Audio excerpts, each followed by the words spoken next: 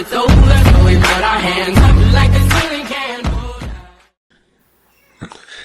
All right, welcome back. We are the Basilica Brothers at Irish Touchdown. I am Ted, your host, and this is Matt, my Ninja Warrior of all Notre Dame football.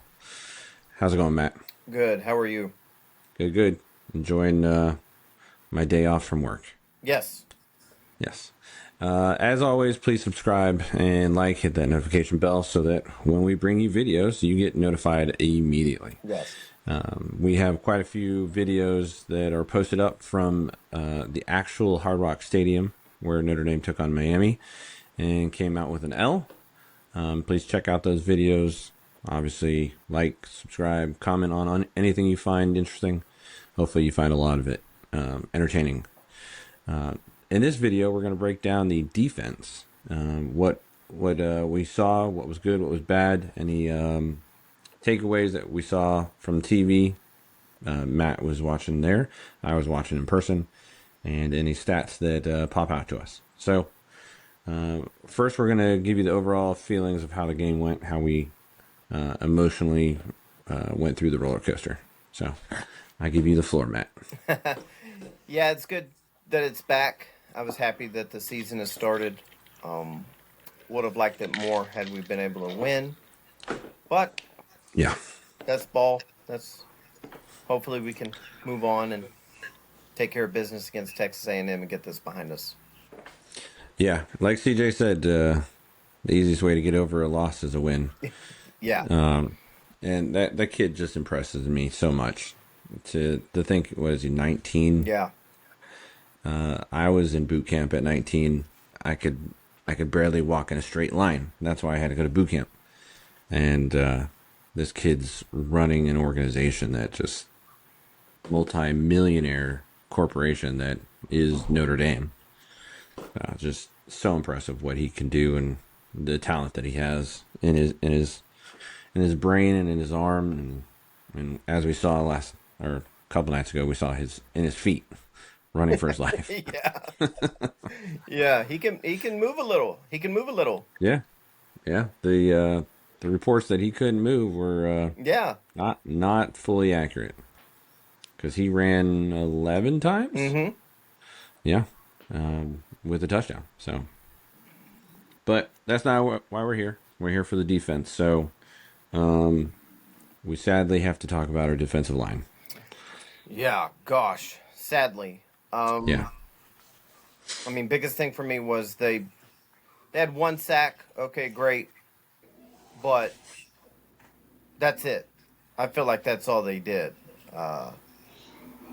There was just a lack of a pass rush all night. I mean, Marcus Freeman, he was interviewed. I don't know if you maybe you saw it after the fact, but he was interviewed before they went to the locker rooms at halftime.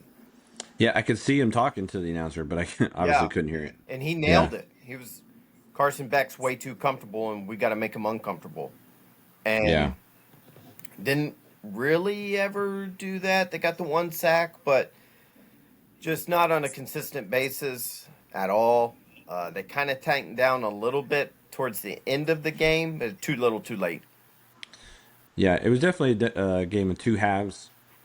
Because I think the second half we outscored them like 17-6, which obviously is always good, but when you give them a 2 touchdown lead, it's not a good start. Yeah. It's great to finish strong, but it would be great if you didn't have to. Well, in my opinion, I think the game came down to that stretch, right? That little stretch that Dabo Sweeney always talks about. And that's the last 2 minutes of the first half and the first possession of the second half. And we got a big fat F on that. We gave up the touchdown in the final 2 minutes. They scored with 12 seconds left. And then to make up for it, we let them drive down the field and kill a bunch of clock on their opening drive in the third quarter for another touchdown. So that was that. I mean, that's the game. Like, you got to get a stop somewhere, and those 2 possessions killed us. They killed us. They were able to hold the ball for quite a bit longer than us. Yeah, I think it was like 26-30 or something like that as far as time. Obviously, that's not 100% accurate, but it wasn't like 50-50. Right. Trying to find the actual times. Here we go. Yeah, 26-33, almost 34. So that's 8 minutes of football that were not on offense. So that's half a quarter. Right. Yeah. That's not going to win a game. And that led to 2 touchdown drives. Yeah. There to close out the first half and start the second half. And they even started behind the chains the second half. Their very first play of the second half, they got the delay of game penalty. Which is insane. 1st and 15. Yep. And we still just let them kill the clock and march down the field and score. Yeah, the defensive line was kind of soft. It felt like we were like a tier 2 team, and they were the best team in NFL or college football. We weren't getting any pressure. Carson didn't have to move.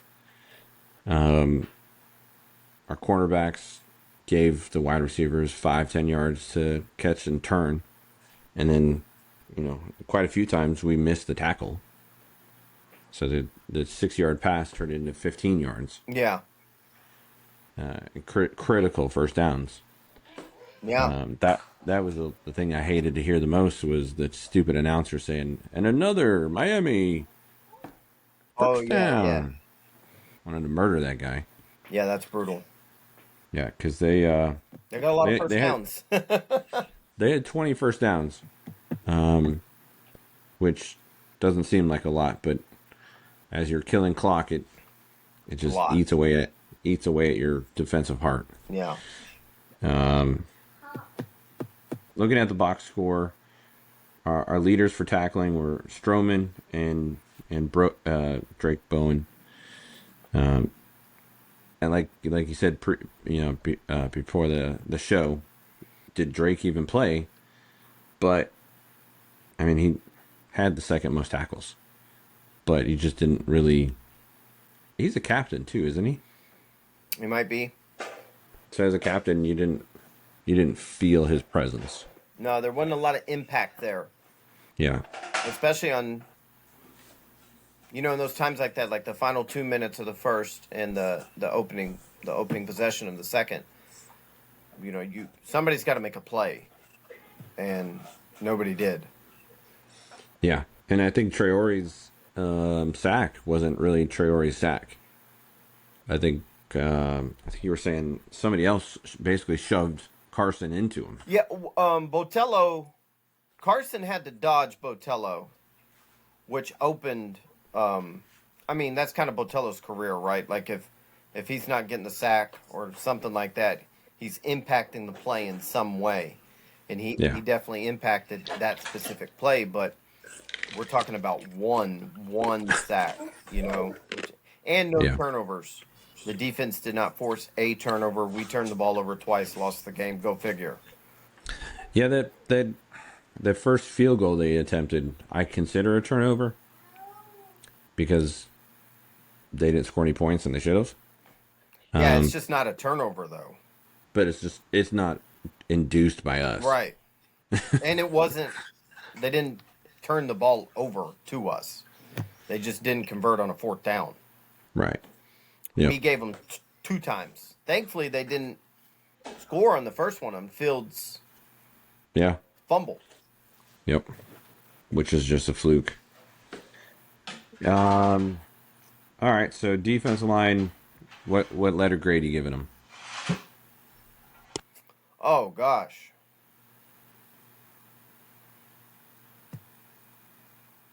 That's tough. C- to be nice. You're one of those college professors that I love. Well, I mean, you damn sure can't give them a B. No. Yeah, that wasn't. I mean, maybe a C+, but they did get a sack. So I guess maybe a C+ is more fair, but No, I like the C minus, to be honest with you. Okay. Just I think you get a harder grader where you grade based on your expectations. Mm-hmm. It's a D or maybe even an F if you really thought highly of this line. Which we Which, did. yeah, coming in, we thought we were healthy, we were strong, Yeah. we were going to dominate. And that's what the word they kept using was dominate. Unfortunately, we were dominated. We were dominated. Yeah. So, So yeah. now we kind of have to hope that Miami's offensive line, like, is Is elite. the best ever. Yeah. Yeah. So we'll see in a few weeks. I guess we'll kind of see what Carson's doing. But one thing Yep. that's really aggravating, and Marcus Freeman should probably show this clip, is Carson Beck gave an interview after the game, a little while after the game with the commentators, and he just bragged about how he had all day to throw the ball. And he's not lying, but that's got to be shown to the guys.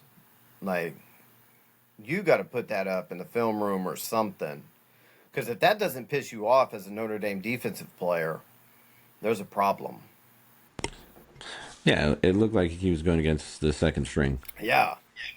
But you're trying to give Carson Beck some confidence. It's like that's what you would set up is let's play Notre Dame's defense. Yeah. So, moving to our linebackers, and if you want to mix in the secondary as well, what are your key notes on them? Well, I was surprised when you said Bowen led the team in tackles. It really didn't. It really didn't feel like that. Kingston Viamasa, KVA. I thought he did pretty well. I thought he was around the ball a lot. From the linebacker perspective, I guess they did decent. They did decent. KVA did have a tackle for loss. Who did he tackle for loss? That's what I was going to ask you. How many tackles for loss did we have? Do we know that? Because like what? Two, just two, right? Yeah. And are they crediting?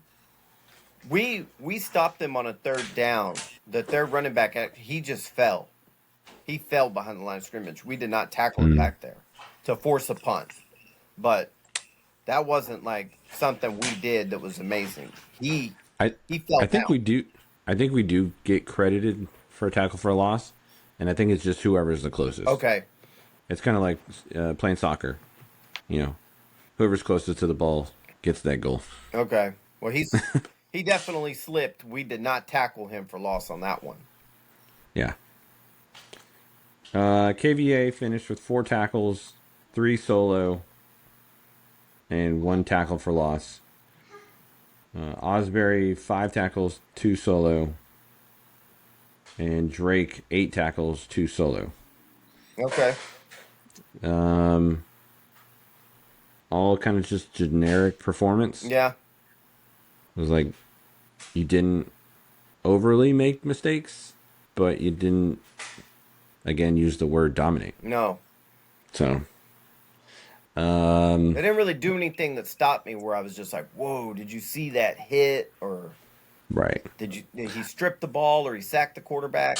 Didn't really happen. So if we're giving the line a C minus, I'm thinking C plus, maybe a C plus for the linebackers. For the linebackers, yeah. The cornerbacks and safeties and all that. I think they're getting a worse grade than they should, based off of the scheme that was created. Yeah, the game plan. Yeah, Yeah.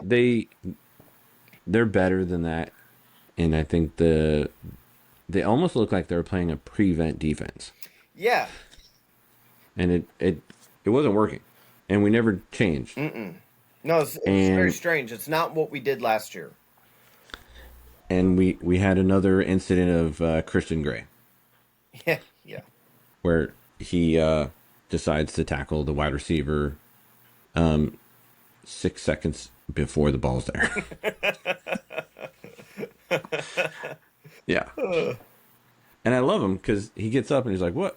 That's not a flag." Yeah, but I'm sorry. Come on. Yeah, it is. Yeah, you're gonna have to practice your acting a little bit better because you wrap that dude up. Overall, though, he had a decent game. Um, yeah, I mean, I felt like he was a weak spot on the team defensively. Who was guarding Malachi Tony on his touchdown? I don't think that was Gray. It wasn't Gray. It was Hobbs, I think. Okay, Carson. Yeah, Hobbs, I think, had one.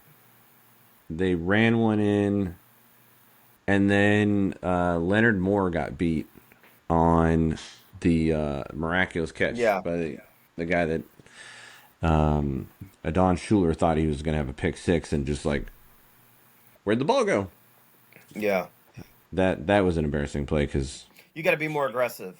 Adon's got to run through You that got to guy run and catch through the it. ball. Yeah. Yeah. You got to be much more aggressive than that. Either you're catching it and going, and the guy's laying on the ground, or no one catches it and they have a third down. Yeah, that's it. Or it might have been a fourth down, actually. Yeah. That would have been a field goal with attempt.